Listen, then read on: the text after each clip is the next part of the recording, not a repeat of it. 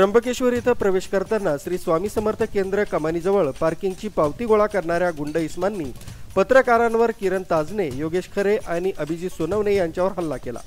हल्ल्यात पुढारी चॅनलचे प्रतिनिधी किरण ताजने हे जखमी झाले।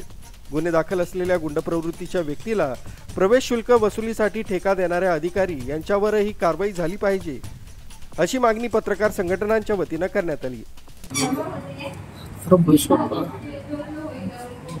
चाललो होतो,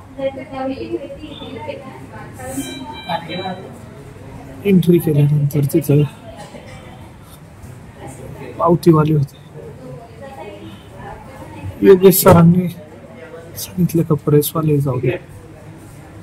योगेश सरांची त्याची शिवीगाळ झाली।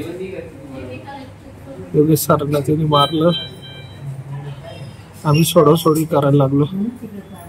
ते शिवीगाळ केली। 4-5 जण आले, मारायला सुरुवात केली। दगडाने मारले। छत्र्या होत्या हातात, लाकडी दांडा होता, तो डोक्यात मारला। राजू देवळेकर, न्यूज 7 मराठी, इगतपुरी।